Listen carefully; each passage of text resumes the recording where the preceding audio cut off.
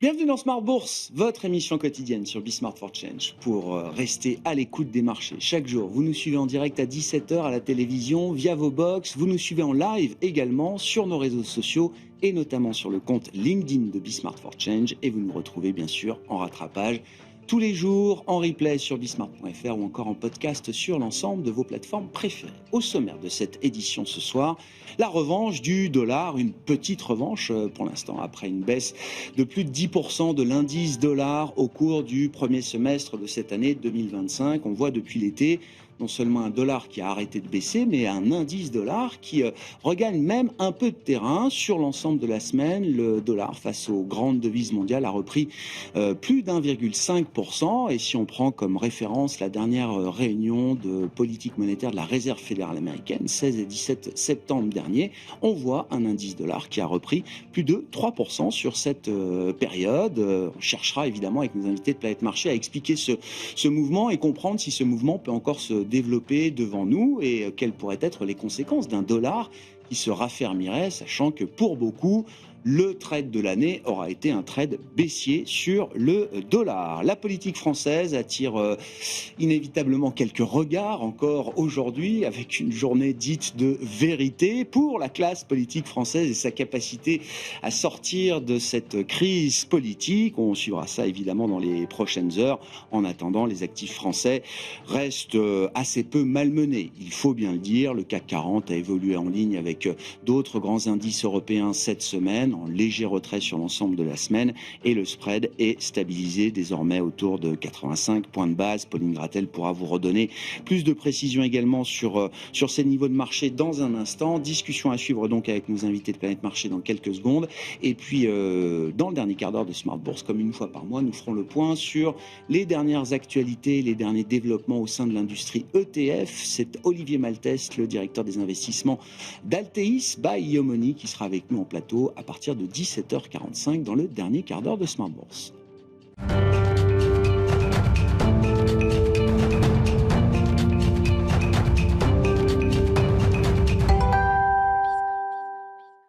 Tendance, mon ami, chaque soir en ouverture de Smart Bourse, nous retrouvons Pauline Gratel qui vous apporte les infos clés du jour sur les marchés. Bonsoir Pauline. Bonsoir. Séance sans grand relief aujourd'hui avec des indices européens notamment qui font plutôt du surplace, voire qui lâchent un petit peu de terrain en cette fin de semaine. Oui, le shutdown américain suit son cours et donc les investisseurs n'ont pas d'indicateurs économiques majeurs à regarder. Ils patientent aussi avant le lancement de la saison des résultats. Dans ce contexte, le CAC 40 est stable au-delà de 8000 points. Aux États-Unis, les marchés ont ouvert en légère hausse avec un nouveau record pour le Nasdaq. Un mot du marché d'échange également, Pauline. Sur le marché des échanges, le dollar se raffermit face à un panier de grandes devises, ramenant l'euro-dollar sous 1,16 aujourd'hui. Sur les marchés obligataires, le rendement américain à 10 ans évolue autour de 4,10%. Le rendement allemand de même échéance se détend un peu autour de 2,65%. Dans cette séance calme, c'est un marché pour les analystes et quelques valeurs sont à surveiller aujourd'hui. Oui, à Paris, ArcelorMittal, Nexans et Technip Energies ont été dégradés par des analystes et reculent en conséquence jusqu'à moins 6% pour Technip Energies et 3% pour ArcelorMittal et Nexans. Les entreprises et la micro qui va reprendre ses droits dans les prochains jours avec le lancement officiel de la saison de publication des résultats du troisième trimestre. Oui, on attend la publication de 4 composantes du CAC 40, LVMH, Publicis, Pernod Ricard et Essilor-Luxottica. Aux États-Unis, plus de 30 composantes du S&P 500 sont attendues. On ne va pas tous les citer, mais les banques vont lancer la saison avec JP Morgan, Citigroup, Wells Fargo, Goldman Sachs et BlackRock dès mardi. En attendant le lancement officiel de cette saison, certaines entreprises publient un petit peu en avance et Levi's notamment publiait hier soir après la clôture américaine des résultats qui ont été accueillis fraîchement. Oui, c'est des résultats inférieurs aux attentes, mais Levi's a relevé ses perspectives de bénéfices pour l'année. Le groupe indique être pénalisé par les coûts liés aux droits de douane américains. Le titre décroché hier soir et aujourd'hui, il plonge de plus de 10% à l'ouverture de Wall Street. Un point d'activité pour Volkswagen également qui fait état de ventes en hausse. Oui, le constructeur allemand indique que ses livraisons mondiales ont augmenté de 1% au troisième trimestre. Des ventes portées par les véhicules électriques et par l'Europe de l'Ouest. En Europe, les ventes de véhicules électriques sont en hausse de 60%. Quelques données macro, malgré la paralysie budgétaire aux États-Unis, les investisseurs ont pris connaissance de la confiance des consommateurs mesurée par l'Université du Michigan. Oui, en l'absence de données majeures, du coup, à cause du shutdown, on regarde les enquêtes privées. La confiance des consommateurs du Michigan s'établit à 55 en octobre, supérieure aux attentes. C'est quasiment similaire au mois de septembre.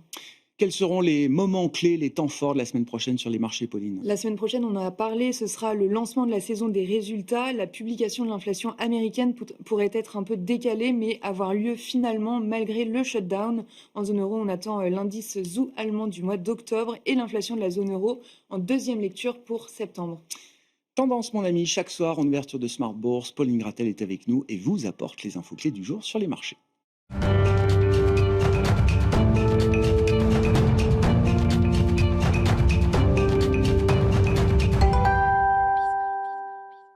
Trois invités avec nous chaque soir pour décrypter les mouvements de la planète marché. Igor Demac est avec nous, dirigeant associé de Vital Épargne. Bonsoir Igor. Bonsoir Grégoire. Nicolas Sopel nous accompagne, responsable de la recherche et stratégiste en chef de Quintet Banque Privée. Bonsoir Nicolas. Bonsoir Grégoire. Et ravi d'accueillir également à nos côtés Florian Roger, le responsable de la stratégie d'investissement de BNP Paribas CIB. Bonsoir Florian, bienvenue.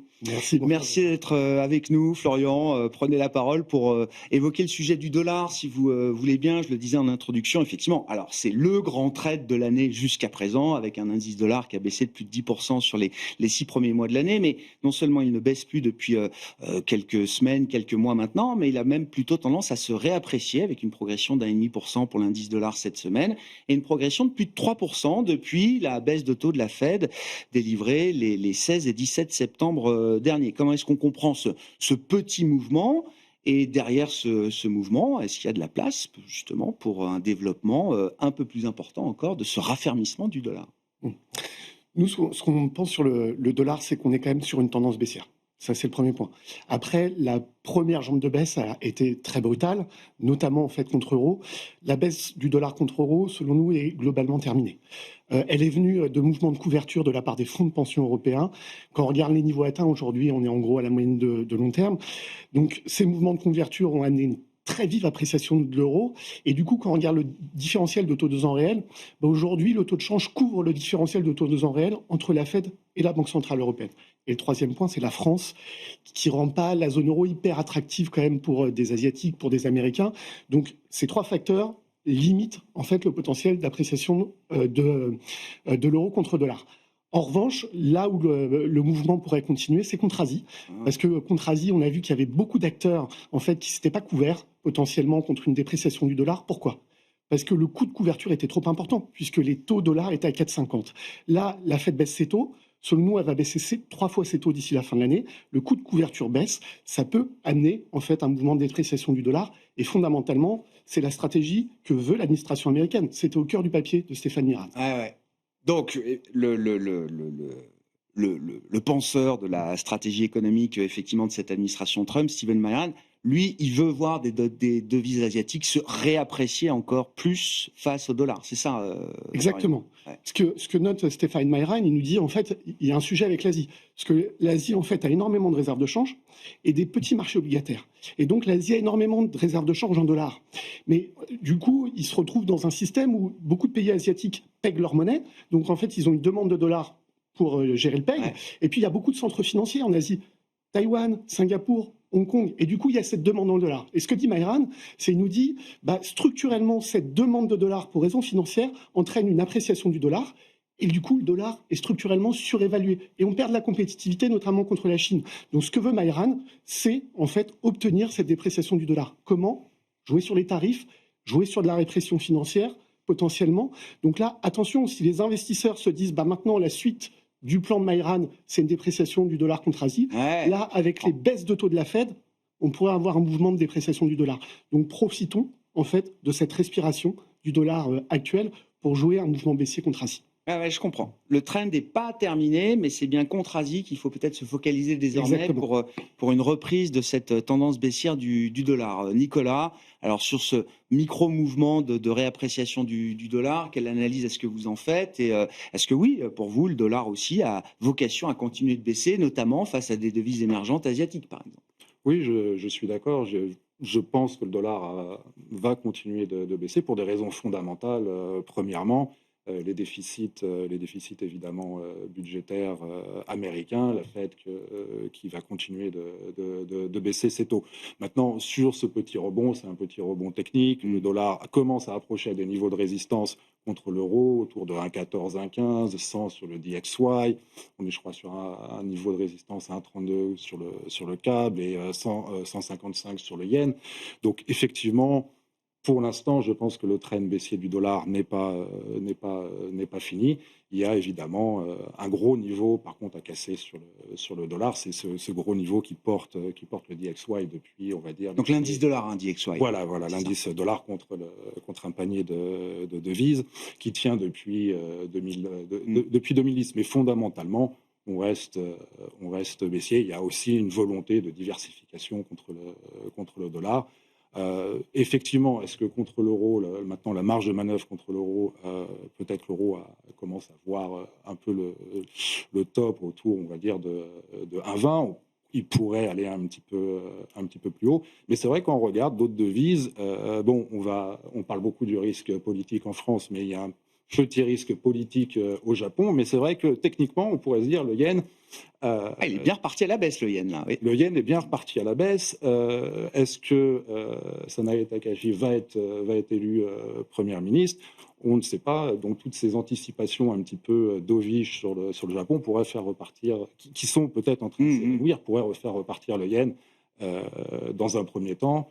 Florian parlait des devises asiatiques, donc ça en est une autre à surveiller, oui. Effectivement, alors oui, le trade reflationniste a été magnifié avec l'arrivée à la tête du PLD, du Parti libéral démocratique, de Madame Sanae Takaichi. Je crois qu'elle a perdu un membre de sa coalition, c'est ça, donc son élection en tant que première ministre n'est pas forcément si évidente, ou en tout cas, elle n'aura peut-être pas autant de marge de manœuvre que ce qu'on pouvait imaginer à la tête du Japon. Non, exactement, parce que c'est l'alliance entre le LPD et Komeito, c'était une alliance de 26 ans, vient de prendre fin, donc la marge de manœuvre pour arriver au pouvoir se rétrécit un petit peu. Et donc toutes ces anticipations, ce qu'on a vu depuis le début de la semaine, ce qui a envoyé le yen contre le dollar un petit peu, voire un petit peu plus bas, pourrait s'essouffler. Mais voilà, encore une fois, l'incertitude politique, plus elle dure, moins c'est positif. Chacun a ses petites affaires politiques à gérer de son côté. Il y a la France, mais il y en a un peu partout. Sur le dollar, qu'est-ce que vous dites? C'est vrai que c'est un mouvement qui a pris beaucoup de gens de court en début d'année. On a vu des achats de couverture un peu en panique. Et puis surtout, on s'est aperçu que, oui, on avait beaucoup d'actifs en dollars dans les portefeuilles, beaucoup d'actions américaines pour dire les choses, et que généralement, on n'était pas couvert pour ces actifs américains. Traditionnellement, on couvre pas un risque monétaire avec un actif à duration longue comme les actions et risqué. On prend la monnaie, fait partie du risque d'investissement. C'est moins vrai pour les obligations où là, on est obligé de couvrir le coupon, etc. Je pense qu'aussi c'est peut-être un contre-pied à l'idée que le dollar avait perdu son statut. On entendait ces rengaines, on les entend tout le temps. C'est un peu comme le pétrole, il n'y en a plus, on n'en a plus besoin. Bon, en fait, tout le monde en veut du dollar. Et puis quand le dollar baisse, on achète de l'or, qui est une espèce de dollar un peu plus brillant et puis plus lourd. Donc, c'est vrai que ça avait été très vite. Là, on ne sait pas si c'est technique ou pas, mais contre euro, aller toucher les 1,18, 1,20, c'est déjà très violent. Des mouvements monétaires de 15%. Faut voir, c'est pas des marchés qui évoluent dans ces amplitudes normalement. Après, il y a peut-être un petit crédit, parce qu'il y avait eu beaucoup de discrédit sur la politique trumpienne au moment du Liberation Day, puis après de la contestation de la composition du board de la Fed. Bon, là, on est un peu moins dans ces sujets. La macro résiste aux droits de douane. Les baisses d'impôts sont passées, donc le sentiment que finalement la zone monétaire US,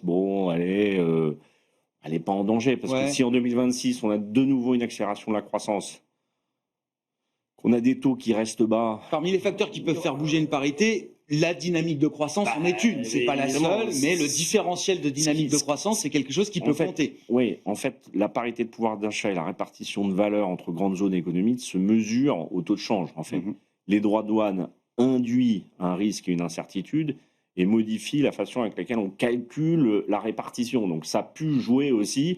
Si on s'aperçoit que ça n'a pas autant d'impact que prévu pour l'instant, on est aux prémices, donc on ne peut pas être définitif. Mais la macro ne s'écroule pas. Ça, on le voit, et elle va plutôt accélérer, en tout cas aux États-Unis. Et l'Asie tire aussi pas mal. Les Chinois ont été plutôt assez discrets. Donc, il n'y a pas tant d'incertitudes macroéconomiques que ça aujourd'hui. Alors, il y a des régimes d'inflation un peu différents à droite à gauche. Il y a un argent qui est devenu beaucoup moins cher en Europe et qui continuera d'être moins cher aux États-Unis. Et donc ça, c'est très favorable pour les liquidités. Donc, même si on rémunère moins le dollar, si l'économie américaine repart et qu'il n'y a pas de krach boursier, l'argent va s'y déverser. Je reprends votre point sur l'idée qu'il faut faire baisser pour les Asiatiques le taux de couverture sur le dollar, Florian. C'est-à-dire qu'après 50 points de base délivrés le 17 septembre dernier, la Fed va trouver des arguments pour continuer de faire baisser ce taux directeur et donc le taux de couverture pour les Asiatiques. Là, en fait, on avait 25 BP donc, en septembre. Dans les dots, on a encore deux baisses de taux. Oui, on a fait 25, pardon. C'était 50, c'était l'an dernier. Permettez. Oui, bien sûr. Bien vu. En fait, dans les dots, on a deux baisses de taux qui sont prévues. Ouais. On manque de données. On voit les poids lourds, en fait, globalement, de la Fed qui sont quand même dans cette orientation. Donc, je pense qu'on va les avoir. Effectivement, ça permet d'avoir un bloc de baisse de taux d'entrée, de baisser le coût de couverture, potentiellement ce que veut Mayran et ce qui permet d'avoir une logique d'ensemble, en fait, un contexte qui est plus baissier dollar. Après, est-ce qu'on va aller beaucoup plus loin ? Là, c'est plus compliqué parce que je rejoins l'idée, en fait, que la croissance américaine risque de réaccélérer sur le premier semestre. Pourquoi ? On a la baisse dollar passée qui va quand même aider. On a une baisse des taux longs. On a des marchés actions plus hauts qui aident. Des conditions financières qui sont très, très souples. Et n'oublions pas le pétrole. C'est-à-dire, quand on regarde, en fait, le WTI, on est autour de 60. Quand on regarde les prix à la pompe, ça ne s'est pas énormément diffusé. Pourquoi ? Parce qu'au départ, on s'était dit, ouais, il va peut-être y avoir de la volatilité. En fait, si ça reste relativement stable à 60, ça va quand même se diffuser sur la prix à la pompe et ça va quand même aider mon consommateur américain. Donc nous, on a l'idée qu'au cours du premier semestre de l'année prochaine, la croissance américaine risque d'être forte et va pas aider à ce qu'on ait beaucoup de baisse de taux, en fait, derrière. Bon. Ça veut dire qu'on peut voir concomitamment une poursuite de la pontification de la courbe américaine, des taux longs qui reviennent peut-être sur des niveaux plus élevés que ce qu'on connaît aujourd'hui, Florian ? Le point qui a été clé vraiment sur les taux longs, et je trouve on n'en parle pas assez, c'est les injections de liquidités de la part des banques centrales. Si on regarde la liquidité globale en dollars, depuis le début de l'année, on est en hausse de 10 trilliards.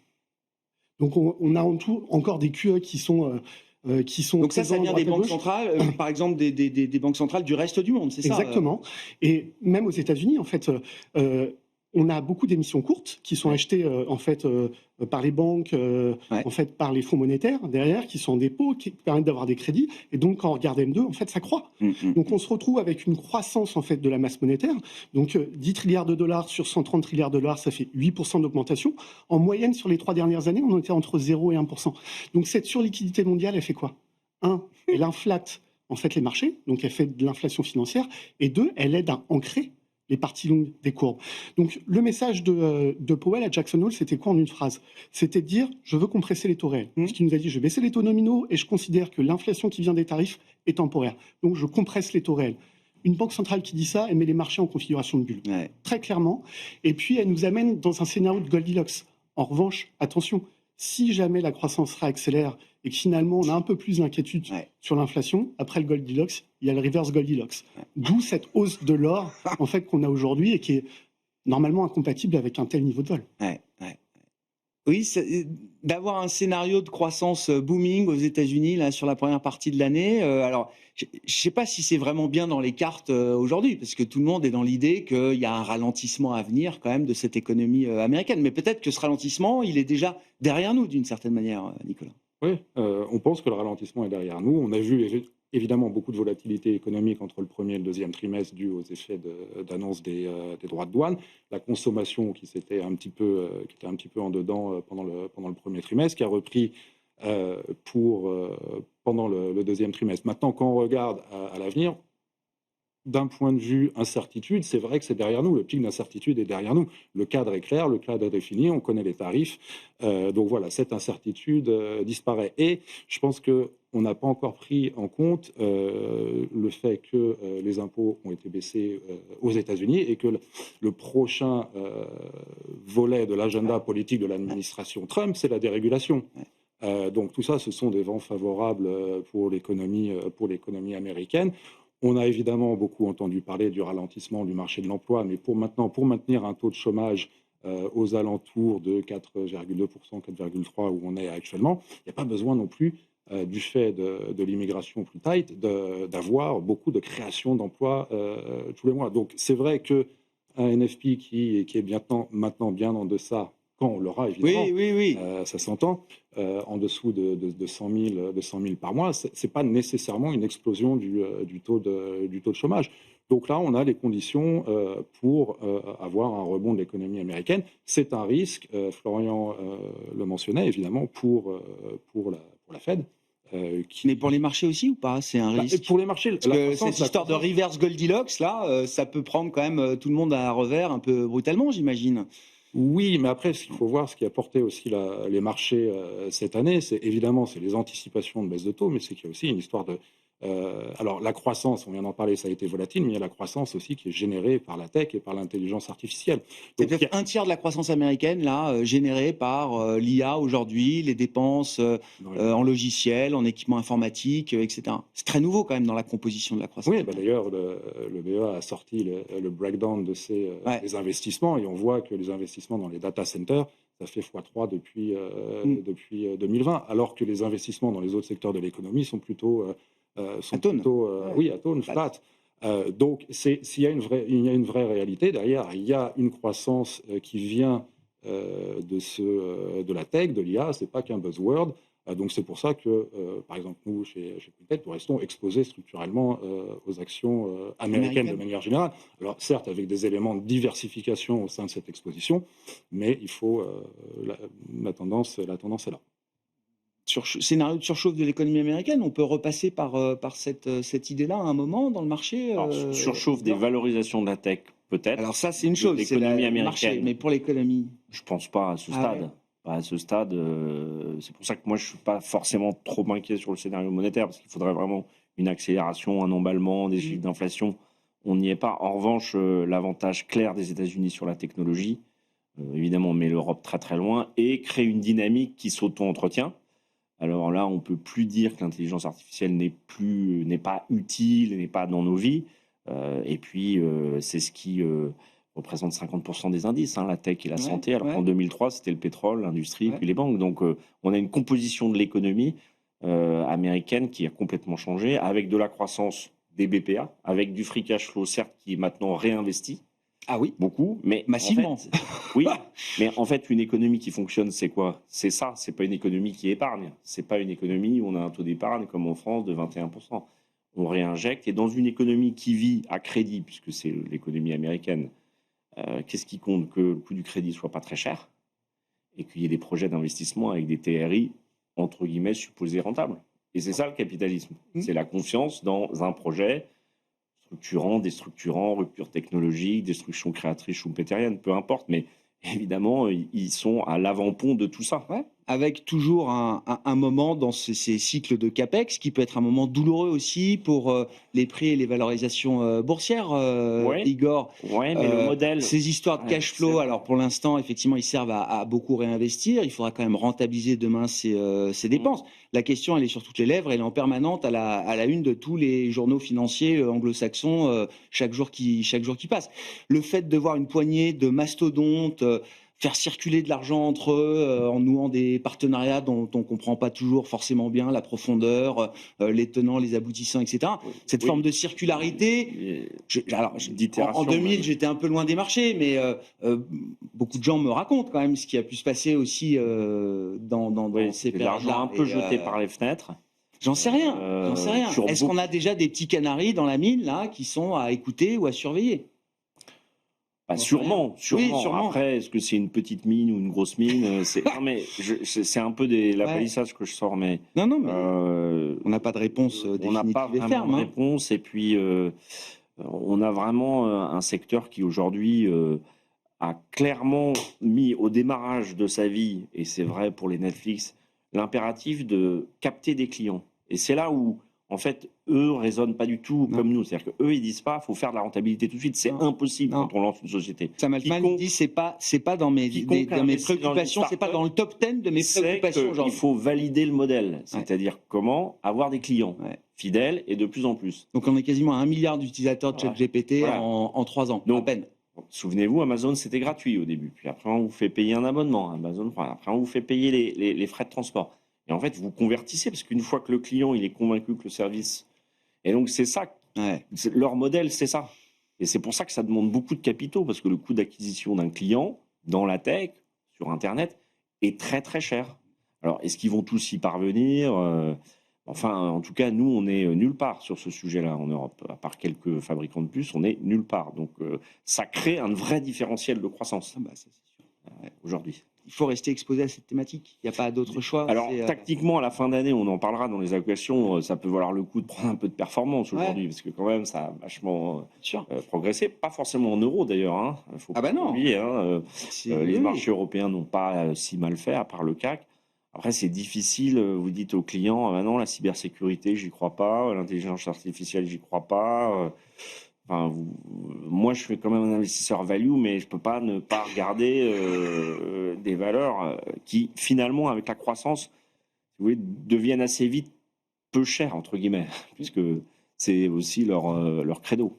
Bon, bah, nous Croître, aussi, on croître. a des secteurs qui vont très bien. Value, toujours. Le secteur financier bancaire en Europe a été un extrêmement bon performeur Ah oui. ces dernières années. Alors, Et n'avait rien à envier au thème de l'IA. Non, sous mais certains aspects. c'est un des premiers secteurs qui a été virtuel. N'oubliez pas, on a remplacé les comptes, enfin les coffres-forts. Hein. Oui, C'est un des premiers secteurs qui s'est informatisé. Oui. Et oui. oui. Bon, sur le marché américain, force et fragilité du marché américain, et derrière le thème de l'IA, est-ce qu'on est dans un moment d'aveuglement collectif? Est-ce que c'est normal de 96 à 2000 il fallait en être, Florian? Est-ce qu'on est encore dans cette période-là, ou est-ce qu'il est déjà temps de, je sais pas, de s'interroger sur justement la surchauffe de cette thématique, ou en tout cas tout ce qu'elle peut aspirer comme capitaux? Bah, pour l'instant, c'est un peu tôt parce que le message de la Banque centrale était très fort. Je compresse les taux réels, ça met les marchés en configuration de bulle. Le meilleur style d'investissement action à ce moment-là, c'est le C'est style growth. momentum. Donc, Momentum. voilà, Croissance, on est là-dessus. Sur la partie en fait IA, ce qu'on voit, c'est qu'on a encore des révisions haussières de la part des analystes. Donc on est peut-être dans une bulle des prévisions des analystes, mais tant qu'on a ces révisions haussières, en termes de multiples de valorisation, on reste sur des choses, même si c'est tendu, Oui. acceptables.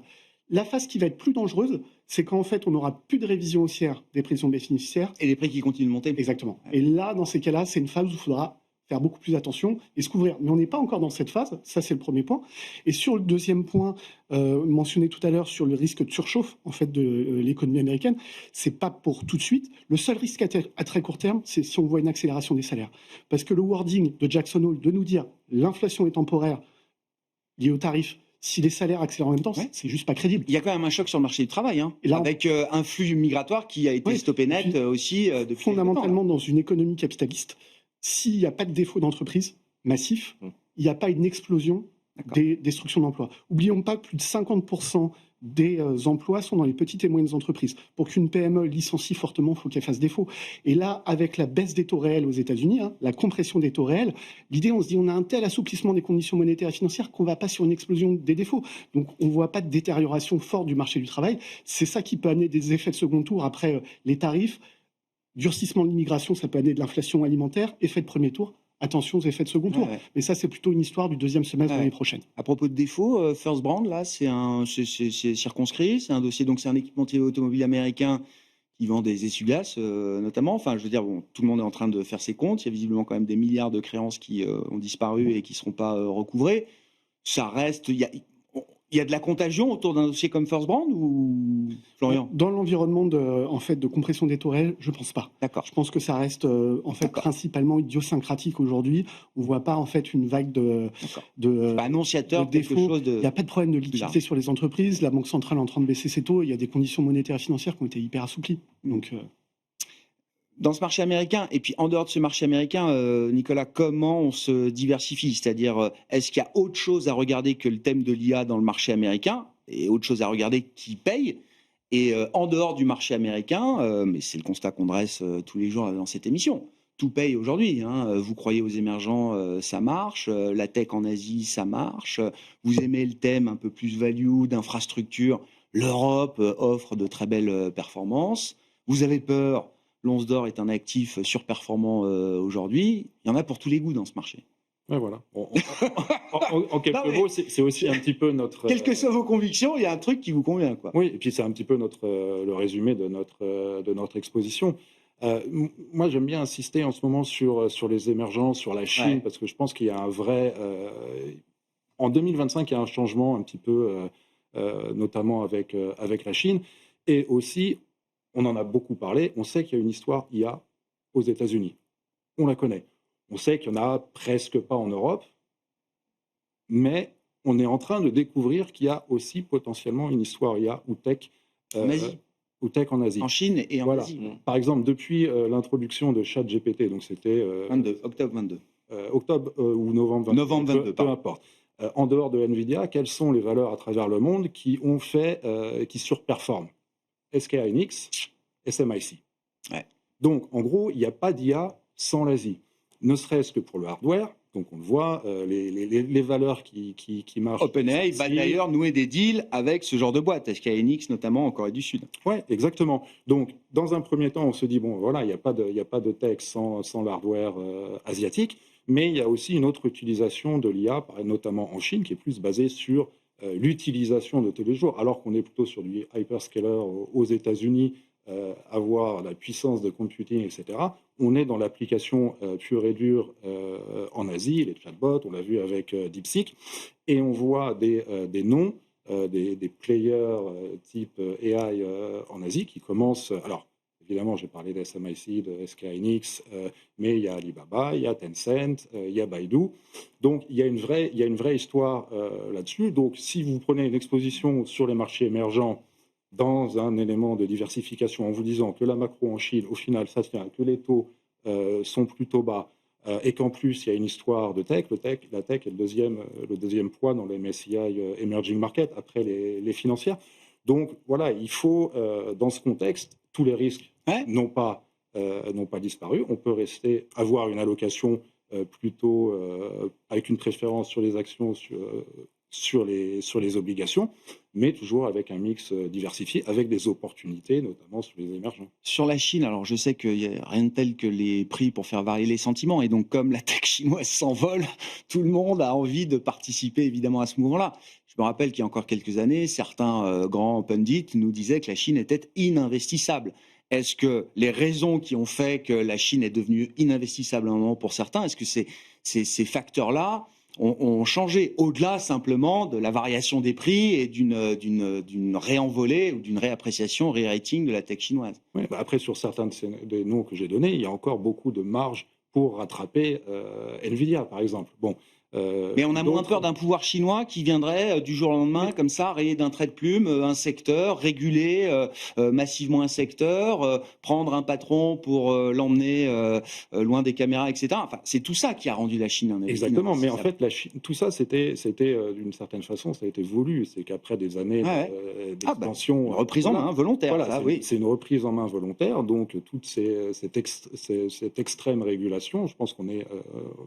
on le voit dans le changement de ton de la part de Pékin et avec les politiques mises en place. Donc là, on va le voir avoir une confirmation avec la prochaine réunion qui arrive semaine prochaine ou dans 2 semaines sur les 5 prochaines années. D'accord.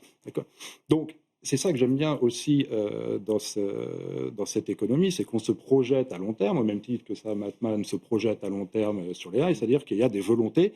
On est passé par un moment difficile, short-term pain for long-term gain, je ne sais pas, désolé pour traduire en français, mais voilà, donc ça revient, la Chine se tient d'un point de vue macro. On a accepté de la douleur pendant quelques années pour le bénéfice et la prospérité commune de long terme, pour reprendre la terminologie chinoise. Oui, sur la Chine, donc la Chine redevient investissable. Elle redevient investissable, investissable, 50%, oui, entre guillemets, tout le monde retrouve l'idée que c'est investissable. Il y a eu moins de cas, justement, de patrons envolés, disparus. Donc, en fait, ça disparaît un peu, la rémanence de ce genre d'événements qui sont quand même relativement négatifs pour un investisseur.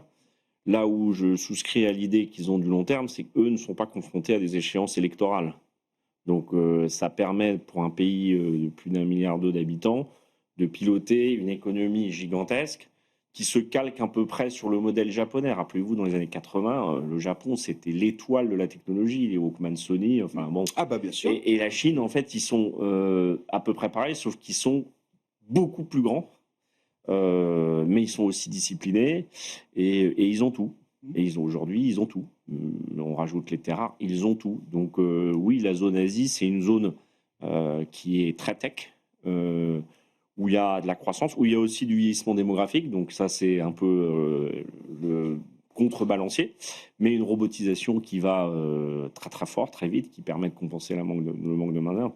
Alors après, c'est toujours la Chine dans les portefeuilles d'épargnants européens, français. Oui, c'est compliqué, bon, c'est pas faut naturel. en mettre, C'est pas naturel, je suis d'accord. Mais vous voyez, moi j'avais une position chinoise qui était évidemment en moins-value latente. J'ai pas voulu la lâcher parce que je pense qu'évidemment il y a du potentiel. Après, faut pas s'enflammer. C'est pas des marchés qui sont accessibles aussi bien que les nôtres ou aux États-Unis. Et c'est aussi ça qui fait leur force, c'est qu'en fait ils circonscrivent assez bien leur économie, leur flux. Bon, il ne faut pas qu'il y ait de sujets politiques, mais je pense que c'est beaucoup plus stable. Oui, c'est ça. C'est quand même beaucoup plus stable. En relatif, aujourd'hui, les sujets politiques, ils sont partout, y compris dans des zones développées. Mais ils parlent un peu moins. Ouais. Donc, quand même, le silence est d'or. Ouais. Donc, mais c'est sûr que le rythme de croissance s'est normalisé. Il s'est normalisé chez les dragons asiatiques, la Corée du Sud à l'époque, Taïwan, Japon, où on pensait qu'ils allaient avoir 10% de croissance tous les ans. Et en fait, ça s'est normalisé à 4-5. Et puis, après, bon, le Japon est très faible aujourd'hui, mais la Chine, c'est un peu le modèle, sauf qu'ils ont beaucoup de réserves. Si je reprends votre raisonnement, Florian, partant notamment du dollar, oui, il y a toutes les raisons pour que la réallocation, notamment d'investisseurs globaux très pondérés en dollars, se poursuive et que l'Asie et la Chine en profitent encore devant nous. Exactement. En fait, là, on peut être sur l'Asie, être à la conjonction de flux financiers, en fait, avec potentiellement des stratégies de débouclage de carry trade, en fait. Là, ce qui nous amène à être positif sur la dette en fait émergente en devise locale. Donc Mayra nous dit qu'il faut que ce soit très graduel, hein, là justement, parce qu'il veut éviter un choc sur le crédit, vu que les spreads sont quand même très contractés aux États-Unis. Et le deuxième point, c'est que si on a une appréciation en fait des monnaies asiatiques, il y aura quand même des pressions déflationnistes. Et à ce moment-là, il y a quand même un intérêt des autorités locales de créer de la reflation domestique. Donc qu'est-ce qu'on a vu récemment sur les indices CSI, par exemple? Il n'y a plus d'imposition sur les plus-values. Donc ça a quand même aidé là en fait la hausse des indices CSI. Nous on est très positif en fait sur CSI, c'est la Chine, hein. Les indices chinois continentaux. Domestiques, exactement. Donc voilà, c'est un peu le dessin qu'on pourrait avoir. Et en macro, si on essaye d'élargir un petit peu les choses, en fait ce qu'on dit c'est une énorme rotation. C'est-à-dire que j'ai eu un modèle de croissance pendant 30 ans dans les mondes développés qui étaient autour du consommateur. Les pays développés se disent maintenant il faut réinvestir. Et en Chine, on a été en fait vers l'investissement pendant 30 ans avec même des surcapacités pendant un moment. Il y avait l'idée de rééquilibrer le modèle de croissance. Mais là, vu qu'on a un choc sur le commerce international, on va à marche forcée en fait vers mon consommateur. Et donc finalement, on auto-centre plus autour de l'Asie, ce qui permet en fait d'avoir une réappréciation des monnaies. Donc vers le capex dans le monde développé, donc on a des pressions baissières sur les devises, notamment le dollar de manière structurelle, et vers mon consommateur un peu final en Asie, ce qui permet une réévaluation des monnaies. Et ça, c'est un grand mouvement de réallocation, de réorientation des flux financiers, comme vous dites, Florian, qui fait un cycle, qui fait un nouveau cycle. Ouais, c'est vraiment un changement de paradigme. 3 mois, on ne parle pas de 3 mois. Exactement, c'est véritablement un changement de paradigme avec énormément d'implications. La première, c'est comme il y a plus de capex dans les pays développés, plus d'investissements, c'est plus inflationniste, ça consomme des matières premières. Qui a fait les investissements? Les États, d'où le creusement des déficits. Et puis derrière, on voit que la réduction des déficits est très compliquée dans le monde développé. Donc il y a un scénario potentiellement un peu plus d'injection de liquidités de la part des banques centrales. Fondamentalement, c'est inflationniste. Et puis côté Asie, si on veut aider le consommateur, à la fin, il faudra aussi avoir potentiellement un peu plus d'inflation locale. Donc ça, c'est une première conséquence. Donc effectivement, on est sur une rotation qui n'a pas des conséquences simplement de très court terme, mais très structurelles. Parlons de la France, Igor. Faut jamais gâcher une bonne crise. Non. Est-ce qu'il y a- Non, mais... Non, mais Bon, alors, il se vos passe- commentaires sur la Alors, situation politique, moi, je ne sais pas regardais quelle est la les question à poser. statistiques, Et puis surtout, le CAC, moi, je veux qu'on reste Alors, aussi sur le domaine déjà- d'investir. Est-ce qu'il y a déjà des opportunités à saisir dans l'idée que peut-être que ça va mal et que ça peut aller mieux demain? Pour les investisseurs, je pense qu'ils regardent la France comme un fait-tout, comme une casserole. Ils ne s'occupent pas trop de savoir ce qu'il y a dedans tant que c'est sur le feu et que ça cuit. C'est un peu ce qui se passe parce qu'on voit les taux n'ont pas été trop attaqués encore. Le CAC 40, il performe comme il peut, mais comme il est... On sous-performe, mais on est positif. Ouais, puis il On était fait très quand même plus pondéré 10, valeur quoi. du luxe, donc Ouais. il a beaucoup souffert, mais La Chine aussi. les small caps ont bien rebondi. Donc voilà, je pense que les investisseurs, ils ne craignent pas la destruction institutionnelle de notre pays. Ils savent qu'on a des avantages. Bon, on a beaucoup de taux d'épargne, ça alimente aussi l'investissement. Après, quand on regarde les entreprises, je regardais les statistiques Infogreffe, on est quand même en termes de radiation. Ah oui. On est Radiation. quasiment en octobre, on a déjà atteint le niveau de 2024. Les redressements judiciaires sont quand même en croissance de 30%. Donc on sent quand même que, en tout cas pour les ETI et les petites sociétés, le contexte est très difficile. Tout ce qui est prestations de services, de conseils, tout s'est arrêté à la dissolution. Donc je ne pense pas que nous on puisse parler d'accélération de croissance. Après la crise de régime, je ne suis pas commentateur politique, j'ai mon opinion personnelle, mais c'est sûr que c'est pas très bon pour les mesures d'investissement, puisque le capitalisme, ça fonctionne sur la confiance, sur l'avenir et sur la capacité à se dire demain sera meilleur, ou j'ai un projet que je vais mettre en place. Donc on a encore des belles industries, on a des valeurs qui ont très bien performé, tout ce qui est aéronautique, défense, c'est des valeurs internationales. Donc en fait, qu'elles soient sur le CAC 40, etc., c'est un peu ça qu'il faut jouer. Mais je pense que les small et mid cap ont encore du chemin. Parce qu'il y en a qui n'ont pas vraiment besoin de crédit parce qu'elles sont solides. Et aussi, on avait parlé des États-Unis, mais je pense que le Russell 2000 est aussi quelque chose qu'il faut regarder, qui n'est pas trop performé. C'est pas la même qualité, la cote small américaine et la cote small française et européenne. Parce qu'une small américaine, c'est une les mêmes tailles, mais je veux dire, cette thématique, aller chercher, parce que là, tout monte, donc il faut bien aller chercher des choses. Donc la France reste investissable, mais de toute façon, on va avoir des échéances en 2026, les municipales, 2027, peut-être avant. Bon, ça, c'est pas super rassurant pour l'épargnant. Mais en fait, le constat que je fais, c'est qu'ils épargnent de plus en plus. Ça implique quoi le retour de terrain? Là, vous êtes un gros cabinet de gestion de patrimoine. Je sais pas, le téléphone sonne tous les jours. Qu'est-ce que je fais avec mon argent? Qu'est-ce que Non, alors déjà, moi, je n'ai jamais géré avec ma carte d'électeur. En fait, chaque fois qu'il y a eu des événements politiques, vendre avant a toujours été une erreur. Donc, ils ne sont pas inquiets sur leur épargne et parce qu'il y a des bonnes perfs. Aujourd'hui, le portefeuille, ils regardent. On avait investi le prix de manière mondiale. Oui. Voilà, le CAC 40, vous ne le voyez même pas. Ouais. Donc, moi, j'étais très investi sur le Japon parce que j'aime bien ce pays par ce qu'il peut donner et ce qu'il n'a pas encore donné malgré toutes les annonces. Voilà, donc les gens ils se disent finalement on peut gagner de l'argent même si la France est dans une situation politique complexe. Bon, c'est quoi sur le message sur la France pour des clients d'une banque privée? Si jamais vos clients vous interrogent sur la France, Nicolas. Oui, forcément. Nous, on va le regarder, j'ai envie de dire, avec deux lentilles différentes. Le premier, c'est évidemment les potentielles mesures fiscales qui peuvent être mises en place étant un gestionnaire de patrimoine.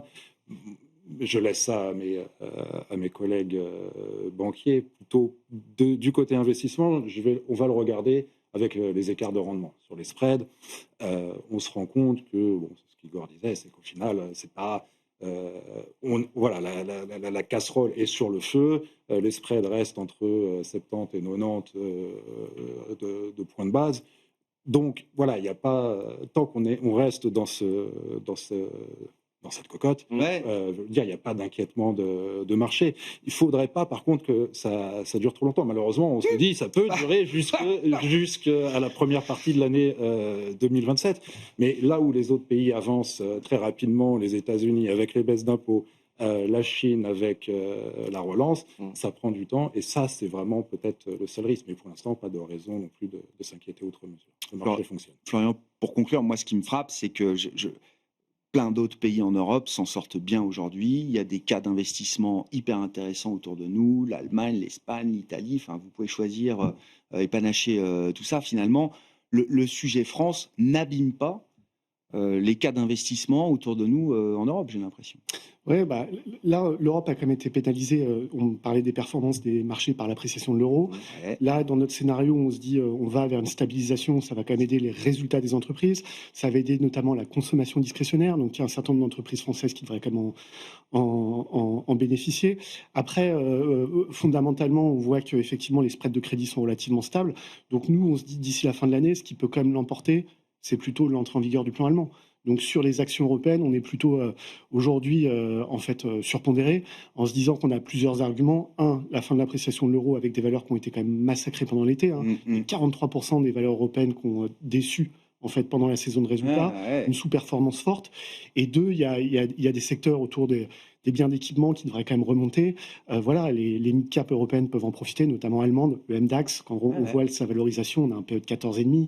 Ça reste. C'est le marché le moins cher d'Europe, on m'a dit, pour les mid-cap. Il n'y a pas de contagion à la France et pour nous, il y a des perspectives qui sont plutôt assez favorables. Merci beaucoup, messieurs. Merci d'avoir été les invités de Planète Marché ce soir. Florian Roger, BNP Paribas, CIB, Igor Demac, Vital Épargne et Nicolas Sopel, Quintet Banque Privée.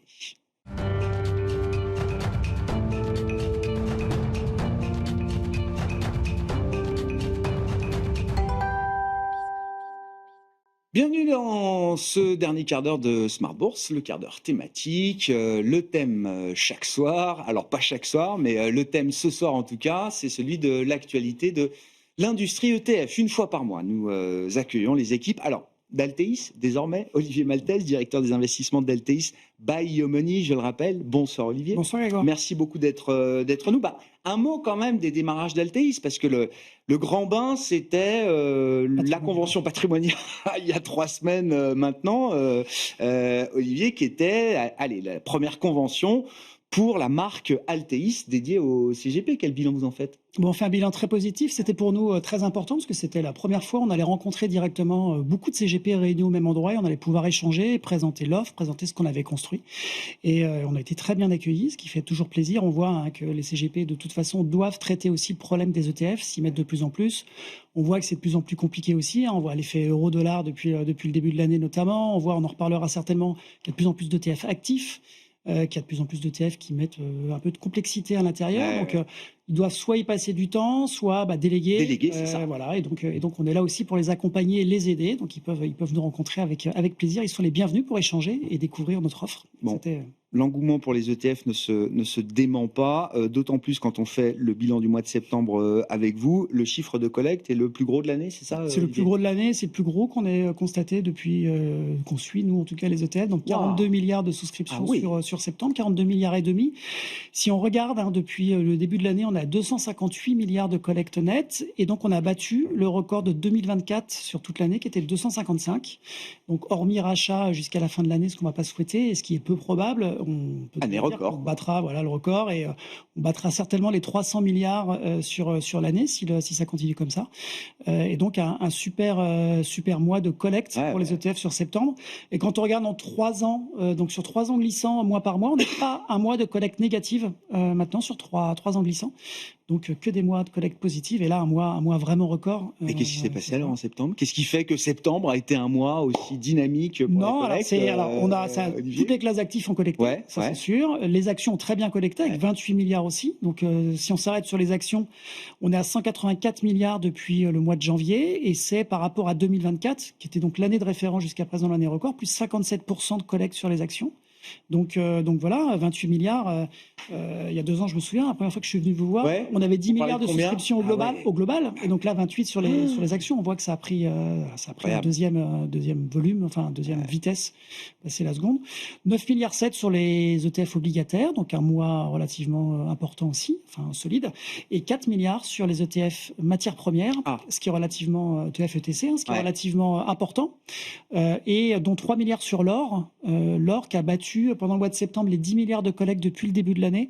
Souvent, on le dit ensemble, tous les mois, c'est pas forcément le vecteur préféré par les investisseurs. Moi, je me souviens du début d'année, même de 2024, où l'or enregistrait déjà de très belles performances.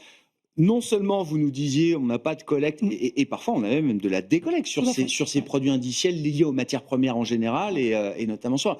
Là, il y a eu vraiment un décollage. En tout cas, le support ETF pour l'or, ETC, pour l'or, a enfin trouvé son public. Alors en tout j'ai envie de cas, dire. alors, quand on regarde, on est à environ 11 milliards depuis le début de l'année. On a 3 milliards en janvier, donc on avait un très gros mois de janvier, 4 milliards au mois de septembre, donc 2 gros mois. Les 3 mois précédents, donc juin, juillet, août, on était à 1,5 milliard environ, donc ce qui était assez sérieux. Et après, sinon, c'est très très faible. Donc c'est vraiment focalisé, centralisé. Mais on voit qu'il y a un engouement globalement pour l'or. Ça se voit en regardant le cours de l'or globalement, et que les investisseurs sont venus aussi sur le format ETF, enfin ETC. Et donc du coup, on a une collecte assez importante aussi via les ETC sur l'or. L'or et les précieux en général. Oui, alors l'argent sur septembre aussi, on a 600 millions, donc c'est beaucoup plus faible, mais c'est quand même relativement important. Et c'est vraiment ce qui fait la collecte. On a 3 milliards et 600 millions d'un côté. Le pétrole, par exemple, il y a moins de 100 millions. C'est très très faible. Tout ce qu'on va regarder à côté, c'est vraiment là les métaux précieux qui poursuivent. Qui ont concentré la collecte. La de ce demande mois en de ETC septembre. sur les matières premières. Si je reviens à la partie action, dans ces 28 milliards de collecte sur les actions, quels ont été les intérêts? Est-ce qu'il y a eu des styles, des préférences, de taille d'entreprise, de zones géographiques? Là, on revient sur ce qu'on a l'habitude de voir sur les marchés actions. Ce n'était pas le cas en début d'année, février, mars et ainsi de suite. On était là, on est vraiment sur les grosses capitalisations US, sur les grosses capitalisations mondiales. C'est vraiment ce qu'on voit globalement toujours sur les ETF en règle générale. Les grandes capitalisations aussi européennes, on continue à tirer leur épingle du jeu. Les émergents, qui continue d'intéresser. C'est une tendance relativement importante sur les émergents. C'est lié aussi à la performance globalement. Et en termes de secteur, c'est les valeurs financières qui ont continué à bien fonctionner en septembre. Il y a certainement eu un retour sur la fin du mois, mais en tout cas, globalement, sur septembre, des souscriptions nettes importantes sur les valeurs financières côté action. Dans ce cas, moins marché, les Nordiques, donc c'est très spécifique, les petites et moyennes capitalisations allemandes aussi, qui ont eu des rachats assez importants. Les ETF à effet de levier, globalement, c'est une structure aussi qu'on regarde, effet de levier ou baissier, donc vraiment tous ceux qui vont soit faire du levier ou au contraire jouer la baisse. Et puis les valeurs immobilières aussi, globalement, ont décollecté sur le mois de septembre au niveau ETF Action. Sur la partie obligataire, qu'est-ce qu'on peut dire avec un peu plus de détails, là aussi, Olivier? On est plutôt sur un marché qui est risk-on, avec des investment grade, donc à la fois aux États-Unis, alors sur la partie courte, et sur la partie américaine et sur la partie européenne au global, le high yield aussi, mais spécifiquement américain à collecter, et l'émergent, les obligations émergentes en dollars ont collecté. D'accord. Les émergents. Prise de risque, là. Prise de risque. Émergents devises locales, par contre, sont en décollecte. D'accord. Donc, c'est vraiment couvert en dollars, enfin protégé en dollars. En décollecte, on a les obligations américaines vraiment très court terme. Donc, le court terme a collecté, mais le très court terme a plutôt décollecté. L'investment grade britannique aussi a décollecté. Et en termes de souverains, il y a eu des décollectes sur l'Espagne, spécifiquement l'Espagne, et les États-Unis aussi, décollectent plutôt sur le souverain. Donc, un marché globalement plutôt risk-on sur le côté obligataire. Plutôt risque aussi sur le côté action, mais voilà, plutôt risque. Oui, prise de risque, c'est un septembre qui a payé d'ailleurs, qui a bien payé sur le général. Septembre, un mois compliqué. C'est toujours une réputation un peu compliquée, septembre, mais cette année. Ça a été un mois très positif. Qu'est-ce qu'on peut dire rapidement peut-être de l'ESG dans cet univers des ETF et de la gestion dite passive, Olivier? C'est positif sur l'ESG, des flux positifs. C'est le 5e mois positif, parce qu'on a eu un début d'année compliqué sur les flux, mais ça reste très modeste. Quand on regarde la proportion des flux qui vont sur l'ESG, donc côté action, on n'a que 9% globalement qui ont été vers des ETF avec des composantes extra-financières importantes. Côté obligataire, 13%, donc c'est vraiment très très faible et en dessous des parts de marché globalement de l'ESG, mais qui continue progressivement de décroître. Ça, c'est vraiment la tendance toujours là. Donc collecte, mais moins que sur le non-ESG globalement. Un mot rapidement aussi des positions là, des émetteurs d'ETF. BlackRock écrase toujours tout, mais là, visiblement, BlackRock a tout écrasé comme jamais. Oui, c'est-à-dire que BlackRock est souvent premier, pratiquement tous les mois, c'est rare quand j'arrive avec une surprise. Mais ce qui est important, parce que c'est compliqué avec leur part de marché, ils ont une part de marché évidemment très importante, aux alentours de 40% globalement sur les ETF en Europe. Là, ils font plus de 50% de la collecte, ils sont à pratiquement 15 milliards, donc 14 milliards 7 de collecte sur le mois de septembre. C'est juste énorme, et c'est donc du coup plus de 50, donc c'est très très rare. Les gros émetteurs ont du mal à garder des parts de marché relativement importantes. Ils ont fait un mois de septembre remarquable. Pourquoi? Parce qu'il y a beaucoup de lancements non, je sais pas. Bon, mois de septembre remarquable. Très bon mois. Le deuxième, c'est State Street, pour se donner un ordre de grandeur. Et State Street, globalement, a fait un peu plus de 6 milliards. Donc, on voit la différence entre le premier et le deuxième. Voilà. Ensuite, on a Amundi en 3e position. Ils sont 2e en termes de collecte depuis le début de l'année. Donc, c'est voilà, une bonne année quand même aussi pour Amundi. Mais là, c'est un mois de septembre record côté HRC. Bon, Amundi, alors dans les lancements de produits, je ne sais pas si on aura le temps de tout détailler, mais il y a un produit d'Amundi visiblement qui attire l'attention. Donc c'est le X2 MSCI World d'Amundi, éligible au PEA. Qu'est-ce qu'il faut comprendre du fonctionnement de cet ETF, Olivier? Alors faut toujours faire très attention sur les ETF qui sont comme ça. Donc là, c'est 2 fois exposé. Donc l'idée, c'est de vous exposer 2 fois à la performance du MSCI World. Ouais. On sait globalement, notamment pour les particuliers, les ETF MSCI World, y compris dans le PEA, ont beaucoup de succès. Ouais. C'est une manière de diversifier son PEA de manière relativement simple. Donc Amundi lance un ETF qui fait 2 fois la performance du CAC. Ce qui est très important de comprendre du MSCI World. Pardon. Ce qui est très important de comprendre, ça existe depuis longtemps les ETF leveragés de cette manière-là. Ouais. Ça arrive, et donc on en a fréquemment des lancements. Ce qui est très important de comprendre, c'est que on n'aura pas exactement la performance toujours de 2 fois. C'est pas un vrai x2. C'est pas un vrai x2. Alors, c'est un vrai x2 dans le sens où à chaque clôture, il repositionne et redimensionne le fonds et l'ETF de manière à exposer 2 fois. Donc ça, c'est vrai. D'accord. Par contre, c'est ce qu'on appelle un effet, notamment pour tous ceux qui font des options, c'est ce qu'on appelle un effet gamma négatif, c'est-à-dire que c'est assez simple à comprendre. Lorsque vous êtes exposé 2 fois, quand le marché monte, plus il va monter, moins vous êtes exposé. Okay. Donc globalement, vous devez racheter à la fin de la clôture et inversement, vous devez vendre. Et donc vous vous retrouvez dans une structure qui fait que vous achetez après une partie de la hausse et vous revendez après une partie de la baisse. Donc c'est ce qu'on appelle un effet gamma négatif. Et donc du coup, petit à petit, et plus les marchés vont être volatiles, moins vous avez 2 fois la performance. Donc ça, il l'explique très bien, mais il faut l'avoir en tête. Il faut l'avoir en tête, il faut le comprendre. On n'aura jamais exactement. Si on prend un exemple, depuis le début de l'année, le CAC fait environ 12%, donc on s'attend à avoir 24%. Et l'ETF fait 20% environ. Donc on n'a pas exactement. Pas tout à fait. On fait du levier, mais on n'arrive pas à avoir du x2. Et puis un mot aussi. Alors là, ça va peut-être devenir effectivement une dimension récurrente de votre intervention. Le match passif-actif dans l'univers des ETF, puisque vous suivez de plus en plus l'émergence de ces ETF actifs. Qu'est-ce qu'on peut en dire et comment on peut mettre un peu de perspective là-dessus? On l'a incorporé effectivement dans notre observatoire parce qu'on en entend beaucoup parler. Donc on s'est dit il faut qu'on regarde, même si nous en direct on n'en prend pas forcément directement, on n'investit pas forcément dans les ETF actifs, mais on s'est dit on est obligé de suivre aussi effectivement cette tendance-là. On en entend beaucoup parler. Les providers disent qu'il n'y a jamais eu autant de collectes.